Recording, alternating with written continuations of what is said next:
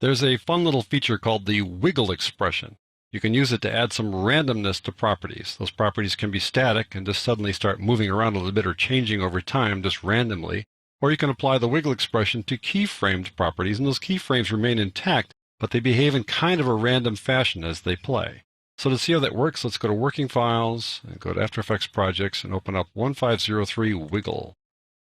First up, we're going to work on this star, and then we're going to work on this hummingbird down there. The star is just static. It has no keyframes applied to it. Let's open it up, and we'll take a look at its contents, and down there the polystar and its transform properties. And I want to apply the wiggle expression, first of all, to position.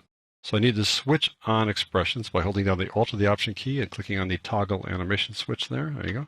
And now I'm just going to type in wiggle, lowercase, open parentheses, and now the first number of 2 will be the frequency of the wiggle, how many times per second. So I'm going to say this guy is going to wiggle 5 times per second. Then the second number is the range of the motion, the range of the position change in terms of pixels. So how much can it go? It doesn't go that distance every time it wiggles, but that's the maximum amount. So we'll say 50 pixels here. Close parentheses, and now I'm going to press the Enter key on the numeric keypad or just click away here to accept that. Now let's just play that. There we go. Wiggles a few times a second there, a maximum range of 50 pixels. Randomly goes, it starts and goes faster, slower, that kind of stuff. I can change that now. Let's say I want it to go 10 times a second. So I just change it to 10. I want the motion to be larger. Let's go 100. Get rid of that 0 in front of it there. And now let's press the Enter key and try that. Whoa, much larger. Let's talk about rotation. Just I'll click on the rotation toggle animation switch, and we'll type in wiggle for it. And we'll go, how much do we want this thing to rotate? We'll say 5 times per second, and let's say 90 degrees. That's pretty significant. That'll be a pretty big wiggle. Press the Enter key, and let's see what we got there. Whoa. Okay, well, I think you get a sense of how that works anyways. We can also do this for scale. Just Alt-click on, or Option-click on Scale, and type in wiggle again. I'll have the scale go 15 times per second. Oh, this is going to be just too wild. Now the scale changed by 150. Oh, it's going to be a mess. Here we go. Let's see what happens. Are we ready? On your mark, get set, go. Wow. Okay, well, obviously we might want to tone that down at some point. Maybe we shouldn't do that quite so large. Let's go down to just 25. Doesn't make it so crazy. And we can also do this to colors. Let's go up here to Fill and Alt-click on Color. And we'll say Wiggle. Have it go, let's say, 4 times a second, and we'll just say 10. I'm not sure that the number there makes that much difference, but the frequency should. Let's see how this works now. So it randomly selects a color as it does this. So I think there are all kinds of possibilities with that.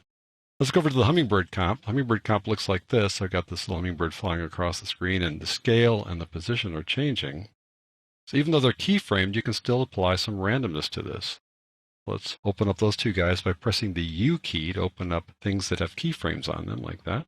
And I'm going to Alt-click on the first one here on position, Alt or Option-click. There you go to turn on expressions. I'm going to add wiggle to it, parentheses, and we'll say let's wiggle 5 times a second.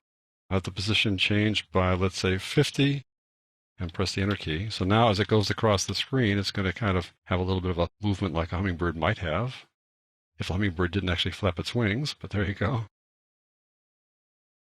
Let's try the scale while we're at it. So I'll Alt or Option click on the scale toggle animation switch.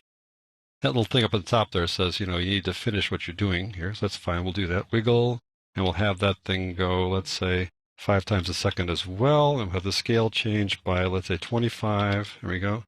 Press Enter for that one. And that will accept it. And it gets rid of that funny looking screen. Let's try that. Here we go. Kind of warps around a little bit like that.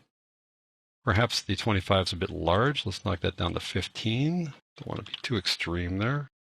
Let's see how that one works. Great. Pretty cool. So we can use this with things that are keyframed as well. And it doesn't have to be just position, scale, rotation, things like that. It can also be other effects. You can make those effects change randomly over time as well.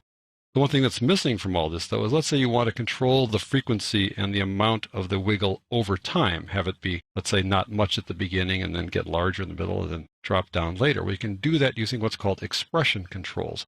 And I explained that in the next lesson.